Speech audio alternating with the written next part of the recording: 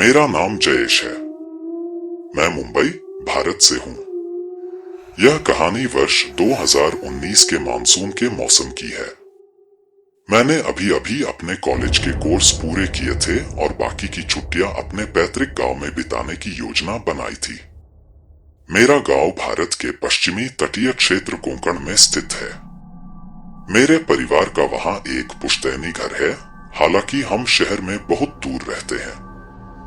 हम उस घर में सिर्फ त्योहारों जैसे मौकों पर ही जाते हैं। इस बार मैं अपने माता पिता के साथ नहीं गया था क्योंकि वे अपने काम में व्यस्त थे।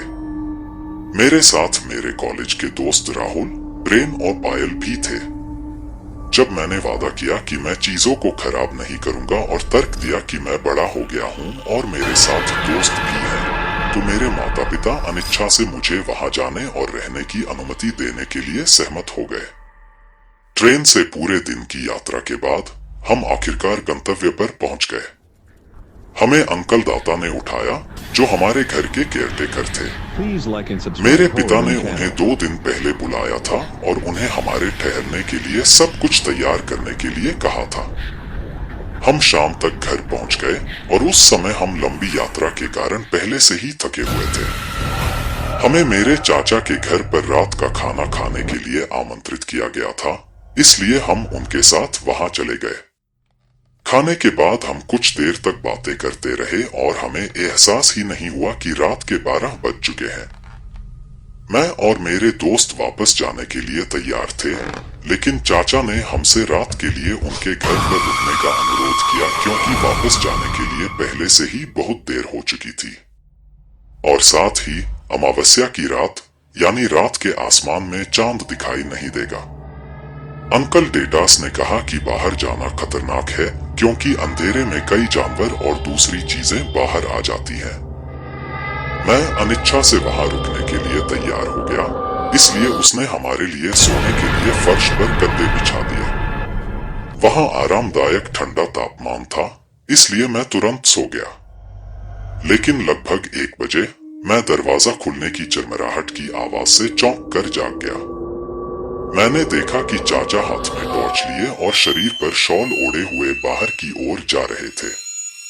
उन्होंने बाहर से धीरे से दरवाजा बंद कर दिया ताकि कोई जाग न जाए। मुझे लगा कि वह शौचालय में गया है, जो घर के बगल में था। मैं जागता रहा और उसके लौटने का इंतजार करता रहा। कमरे में लगातार घड़ी की आवाज के अलावा सन्नाटा था और कम रोशनी के कारण ज्यादातर अंधेरा था। आधे घंटे बाद भी चाचा दरवाजे से वापस नहीं आए। कुछ तो है गलत, मैंने मन ही मन सोचा। मेरे दोस्त गहरी नींद में थे। मुझे लगा कि उन्हें जगाने से सभी घबरा जाएंगे, इसलिए मैं चुपचाप ब्रायन की ओर मुड़ा जो मेरे बगल में सो रहा था। मैं उसके बगल में चला गया और उसे धीमी आवाज में पुकारा, ब्रायन उठो। ब्रायन अभी भी अपने सपनों में था, इसलिए मैंने उसे थोड़ा हिलाया और थोड़ा जोर से कहा, उठो, कुछ गड़बड़ है। जवाब में ब्रायन ने तुरंत अपनी आंखें खोली और मेरी ओर मुड़ा। मैंने अपनी उंगली होठों पर रखी और कहा, शश, जोर से मत बोलो वरना तुम दूसरों को जगा दोगे। कुछ गड़बड़ है। चाचा अभी तक वापस नहीं आए हैं। अब 1 घंटा हो गया है। ब्रायन स्पोक स्पष्ट रूप से अभी भी आधा सो रहा था। उसके पास कुछ जरूरी काम होगा, इसलिए वह बाहर चला गया। लेकिन आधी रात को उसे कौन सा जरूरी काम करना है? मैंने चिंतित स्वर में कहा। बिना कुछ और कहे मैं धीरे से खड़ा हुआ और दरवाजे की ओर बढ़ गया। ब्रायन उठकर बैठ गया और मुझे देख रहा था, उलझन में था कि मैं क्या कर रहा हूं। मैंने दरवाजे के बगल में टेबल पर रखी टॉर्च पकड़ी और धीरे से दरवाजा खोला। पुराने टिका से चिरमिराहट की आवाज आई, लेकिन कोई और नहीं उठा। मैं बाहर गया और भले ही मैंने हुडी पहनी हुई थी, हवा ठंडी लग रही थी और मेरी रीढ़ में ठंडक दौड़ रही थी। मैंने टॉर्च चालू की और अंकल को ढूंढने लगा। मैं शौचालय की तरफ गया और अंदर और बाहर ढूंढा, लेकिन वहां कोई नहीं था। बाहर का माहौल पूरी तरह से अंधेरा और ठंडा था और सन्नाटे में झींगुर और मेंढकों की आवाजें भर रही थी। घर के चारों ओर ढूंढने के बाद मुझे कहीं भी उनका कोई निशान नहीं मिला। मुझे नहीं पता कि मैं आगे बढ़ने की हिम्मत कैसे कर पाया, क्योंकि आसपास घने पेड़ और झाड़ियां थी जो कई जंगली और जानलेवा जानवरों का घर है। लेकिन मैंने उन्हें ढूंढते रहने का फैसला किया। मैं धीरे धीरे और सावधानी से चल रहा था, देख रहा था, सुन रहा था और अपने आसपास की चीजों को ठीक से जांचने के लिए अपनी टॉर्च घुमा रहा था। जल्द ही मैं हमारे परिवार के स्वामित्व वाले चावल के खेतों में पहुंच गया। चूंकि मुझे लगा कि चाचा वहां होंगे, इसलिए ऊंची घास ने मेरे शरीर के निचले हिस्से को ढक लिया था। इसलिए मैंने हर कदम सावधानी से उठाया, अपनी टॉर्च को जमीन पर रखा ताकि किसी ऐसी चीज पर पैर न पड़ जाए जो खतरनाक हो सकती थी। जब मैं खेत के बीच में पहुंचा तो मैंने आवाज लगाई, चाचा, क्या आप वहां हैं? हर बार अलग दिशा में मुड़ते हुए मैंने 2 बार जोर से पुकारा, लेकिन कोई जवाब नहीं मिला। लेकिन अचानक मैं स्तब्ध रह गया और वहीं खड़ा रहा जब मैंने देखा कि झींगुरों और उभयचरों की आवाजें अचानक बंद हो गई थीं और पूरी तरह से सन्नाटा छा गया था। इसका मतलब आमतौर पर कोई शिकारी या कोई जानवर आसपास था। मैंने घास में सरसराहट और मैदान के चारों ओर हलचल सुनी। मैंने अपनी टॉर्च को उस दिशा में घुमाया जहां से आवाज आ रही थी। मैंने घास में सरसराहट देखी। फिर मैंने एक मूर्खतापूर्ण काम किया। मैंने एक पत्थर उठाया और उसे उस दिशा में फेंक दिया जहां से आवाज आ रही थी। जब पत्थर जमीन पर गिरा तो सरसराहट वाली घास बंद हो गई। मैं जांच करने के लिए पास गया कि कहीं मैंने उस जानवर को मार तो नहीं दिया या घायल तो नहीं कर दिया या कुछ और तो नहीं। लेकिन अचानक एक जंगली सुअर मेरी ओर दौड़ा और मुझे जमीन पर पटक दिया। यह एक घात था और मैं उसके झांसे में आ गया। मैं लड़ नहीं सकता था क्योंकि मैं निहत्था था और मेरे हाथ में सिर्फ एक टॉर्च थी। यह बहुत खतरनाक लग रहा था और मैं अपनी जान के लिए डर गया था।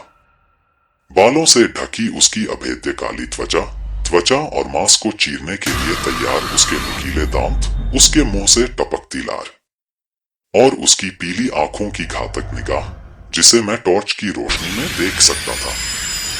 मैं उठ बैठा, लेकिन सदमे से स्तब्ध और डरा हुआ रहा। मैंने अपने जीवन में कभी इतने बड़े जानवर का सामना नहीं किया था। यहाँ तक कि जब मेरे माता पिता ने मुझे सूअरों से न उलझने की चेतावनी दी तो ऐसा लगा जैसे सूअर मुझ पर गुस्सा था क्योंकि मैंने उसे पत्थर से मारा था। जब मैंने उठने की कोशिश की तो सूअर जोर से चिल्लाया, जिसने सचमुच मेरे कान के पर्दे हिला दिए। लेकिन फिर अचानक मुझे कहीं से हाथ के ढोल की आवाज सुनाई दी और यह तेज होती जा रही थी जैसे कि वह मेरी ओर बढ़ रहा हो। हाथ के ढोल ग्रामीणों द्वारा खेतों से सूअरों और पक्षियों को डराने के लिए इस्तेमाल किए जाने वाले उपकरण थे। जंगली सूअर एक कदम पीछे हटा और फिर भाग गया। मैं पसीने से लथपथ था और मैं अपनी पैंट में पेशाब करने वाला था, लेकिन जब सूअर नजर से ओझल हो गया तो मैंने राहत की सांस ली। मैं अपने पैरों पर खड़ी हुई और पीछे मुड़ी तो देखा कि कुछ दूरी पर एक काली आकृति खड़ी है।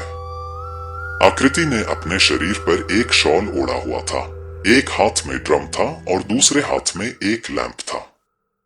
मुझे लगा कि यह मेरे चाचा हैं, इसलिए मैं उनकी ओर भागा, लेकिन जैसे जैसे मैं करीब पहुंचा मैं धीरे धीरे रुक गया। मैंने फिर से देखा और वह व्यक्ति मेरे चाचा नहीं थे। मैं क्या देख रहा हूं? मैंने सोचा। वह आकृति कम से कम 7 फीट लंबी थी और उसके शरीर और सिर पर भूरे रंग की शॉल थी। उसके हाथ मांसल और पूरी तरह से पीले और भूरे रंग के थे। चेहरे के बजाय यह अंधेरे से ढका हुआ था और आंखों की जगह 2 चमकदार नीले बिंदु चमक रहे थे। मैं एक पल के लिए रुक गया और हैरान था, फिर भी डरा हुआ था।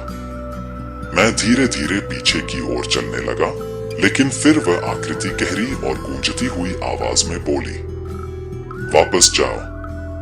मैं वहीं बेहोश हो गया। अगली सुबह जब मैं होश में आया तो मैं चाचा के घर पर था और मेरे दोस्तों, मेरे चाचा और डॉक्टर ने मुझे घेर लिया था। इससे पहले कि मैं कुछ कह पाता, चाचा ने मुझे बताया कि उन्होंने मुझे एक ग्रामीण द्वारा खेतों के बाहर बेहोश पड़ा हुआ पाया। उन्हें पता था कि मैं गायब हूँ और हर कोई मुझे खोज रहा था। मैंने चाचा को बताया कि मैं उनकी तलाश में घर से निकला था और उन्हें सुअर से हुई मेरी मौत के करीब की मुठभेड़ और उस रहस्यमयी लंबी आकृति से मिलने के बारे में बताया। फिर मेरे चाचा ने मुझे और मेरे दोस्तों को बताया कि जिस आकृति से मेरा सामना हुआ वह एक रक्षक थी। उन्होंने हमें बताया कि रक्षक वे संरक्षक संस्थाएं हैं जो खेतों को अवांछित लोगों और जंगली जानवरों से बचाती हैं और खेतों को उर्वरता और सौभाग्य का आशीर्वाद देती है। रक्षकों की सुरक्षा के बदले में हम हर अमावस्या की रात को उन्हें भेंट के रूप में खेतों के बाहर एक नारियल तोड़ते हैं। मेरे चाचा ने हमें बताया कि वे उस रात भेंट चढ़ाने के लिए खेतों में गए थे। यह सुनने के बाद मैं और मेरे दोस्त इस बात पर पूरी तरह से हैरान थे कि इस पर विश्वास करें या नहीं। लेकिन उस रात जो मैंने देखा उसने मुझे आस्तिक बना दिया। मुझे एहसास हुआ कि वहां कई संस्थाएं हैं और कुछ विनाश के इरादे से आती हैं और कुछ रक्षा करने के लिए।